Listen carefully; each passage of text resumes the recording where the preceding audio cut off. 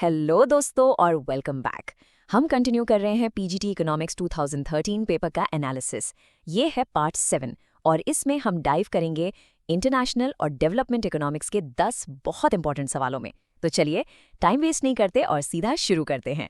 तो सबसे पहले हम देखेंगे इंटरनेशनल इकोनॉमिक्स से जुड़े 6 सवाल। ये क्वेश्चंस आपके इंटरनेशनल ट्रेड और फाइनेंस के कोर कॉन्सेप्ट्स को टेस्ट करेंगे। रेडी हैं? चलिए देखते हैं पहला सवाल। पहला सवाल है बैलेंस ऑफ पेमेंट से। सवाल पूछ रहा है कि ट्रेड की विजिबल आइटम्स में इनमें से किसे इंक्लूड किया जाता है। आपके ऑप्शंस हैं ए शिपिंग सर्विसेज से आने वाली इनकम, बी इंश्योरेंस सर्विसेज के लिए किया गया पेमेंट, सी विदेश से आया प्राइवेट रेमिटेंस या फिर डी वस्तुओं यानी गुड्स के एक्सपोर्ट से इनकम। सोचिए जरा इसके बारे में। और अगर आपने ऑप्शन डी सोचा है तो बिल्कुल सही। इसके पीछे का लॉजिक बड़ा सिंपल है।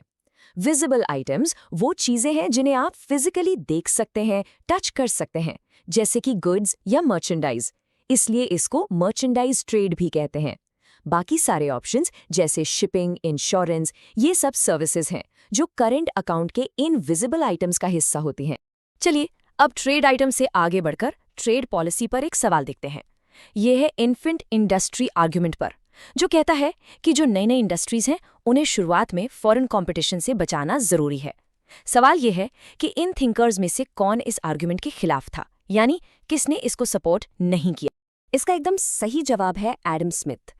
देखिए, हैमिल्टन, लिस्ट और यहाँ तक कि जेएस मिल का भी मानना था कि एक नई इंडस्ट्री को बिल्कुल एक छोटे पौधे की तरह शुरुआत में प्रोटेक्शन चाहिए ताकि वो आगे चलकर इंटरनेशनल लेवल पर कम्पीट कर सके।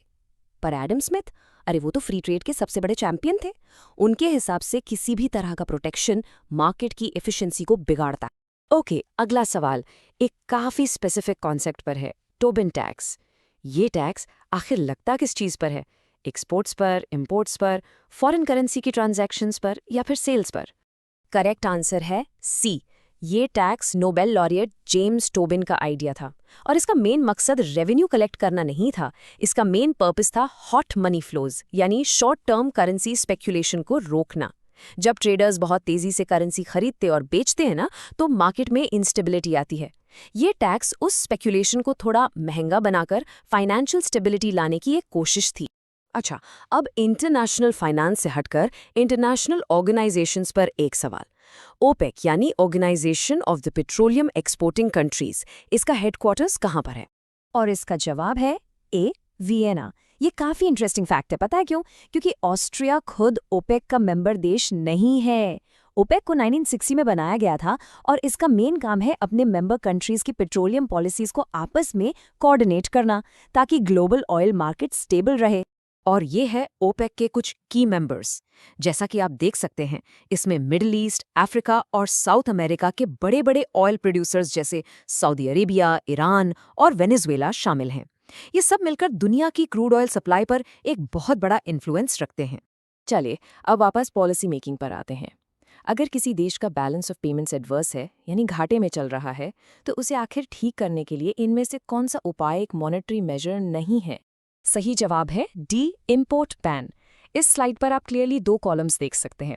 लेफ्ट साइड पर हैं मॉनेटरी मेजर्स जैसे डीवैल्यूएशन या एक्सचेंज कंट्रोल, जो मनी सप्लाई या करेंसी की वैल्यू के थ्रू काम करते हैं, जबकि राइट साइड पर हैं नॉन मॉनेटरी मेजर्स जैसे इम्पोर्ट बैन। ये एक डायरेक्ट कंट्रोल है। यहाँ सरकार सीधे सीधे गुड्स को देश में आने से ही रोक देती है। और अब इस सेक्शन का आखिरी सवाल, एक ऐसी ऑर्गेनाइजेशन जिसने ग्लोबल ट्रेड को हमेशा के लिए बदल दिया, वर्ल्ड ट्रेड ऑर्गेनाइजेशन या WTO, इसकी स्थापना कब हुई थी? सही साल है बी 1995। और अगर डेट की बात करें तो 1 जनवरी 1995। ये याद रखना बहुत इंपॉर्टेंट है कि WTO ने general agreement on tariffs and trade यानी गैट की जगह ली थी। गैट बस एक अग्रीमेंट था, जबकि WTO एक परमानेंट इंटरनेशनल ऑर्गेनाइजेशन है जिसके पास ज्यादा पावर्स हैं। चलिए अब हम अपने फोकस को इंटरनेशनल से डेवलपमेंट इकोनॉमिक्स की तरफ शिफ्ट करते हैं। अगले 4 सवालों में हम कुछ बहुत इंपॉर्टेंट डेवलपमेंट थ्योरीज और इंडिसेस पर बात करेंगे। तो पहला सवाल है प्लानिंग से जुड़ा हुआ। रोलिंग प्लान का कॉन्सेप्ट, जिसमें प्लान्स आगे बढ़ने के साथ साथ हर साल एडजस्ट किए जाते हैं, इसकी वकालत किसने अपनी किताब में की थी? और ये कॉन्सेप्ट दिया था गन्नार मर्डाल ने। मर्डाल का कहना था कि जो फिक्स्ड 5 ईयर के प्लान्स होते हैं ना, उनसे बेहतर एक फ्लेक्सिबल रोलिंग प्लान होता है। उन्होंने इस आइडिया को अपनी book Indian economic planning in its broader setting में डिटेल से समझाया था। इनफैक्ट इंडिया ने भी लेट 70s में इस कॉन्सेप्ट को थोड़े समय के लिए ट्राई किया था। अगला सवाल एक बहुत ही इम्पॉर्टेंट इंडेक्स पर है जो किसी देश की डेवलपमेंट को सिर्फ पैसों से नहीं नापता।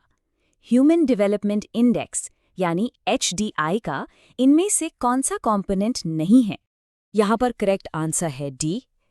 HDI को 1990 में पाकिस्तानी इकोनॉमिस्ट महबूबुल हक ने अमर्त्य सेन के साथ मिलकर डेवलप किया था। इसके पीछे आइडिया ये था कि डेवलपमेंट का असली मतलब लोगों की चॉइसेस को बढ़ाना है, ना कि सिर्फ इनकम को। इसलिए इसमें पॉवर्टी लाइन एक डायरेक्ट कंपोनेंट नहीं है। तो फिर HDI के कंपोनेंट्स है क्या? चलिए इसके 3 कोर डायमेंशंस को देखते हैं। पहला है a long and healthy life, जिसे लाइफ एक्सपेक्टेंसी से नापा जाता है। दूसरा है नॉलेज, जिसे स्कूलिंग के सालों से मेजर करते हैं।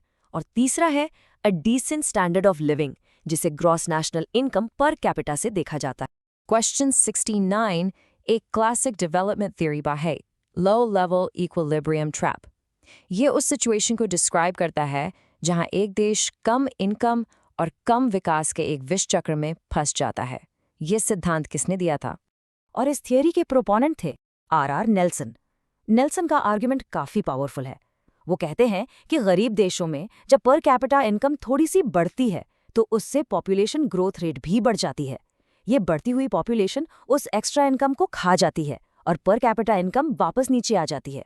इस ट्रैप से निकलने के लिए एक बिग पुश यानी बहुत बड़े इन्वेस्टमेंट की जरूरत होती है।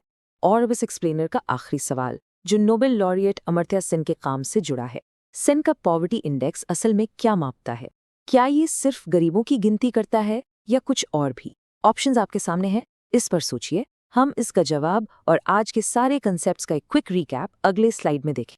ओके, तो क्वेश्चन 70 का सही जवाब ऑप्शन सी से रिलेटेड है, लेकिन ये उससे भी ज्यादा है। सेन का इंडेक्स सिर्फ इनकम डिस्ट्रीब्यूशन नहीं देखता, बल्कि ये पॉवर्टी गैप यानी गरीबी कितनी गहरी है और गरीबों के बीच इनकम इनइक्वालिटी दोनों को मेजर करता है। चलिए अब एक फाइनल रिकैप करते हैं। हमने समझा Tobin tax, infant industry argument, HDI और नेल्सन का लो लेवल इक्विलिब्रियम ट्रैप। अब सवाल आपके लिए, इन कॉन्सेप्ट्स में से कौन सा टॉपिक आप डिटेल में समझना चाहते हैं? हमें कमेंट्स में जरूर बताइए। मिलते हैं अगले पार्ट में।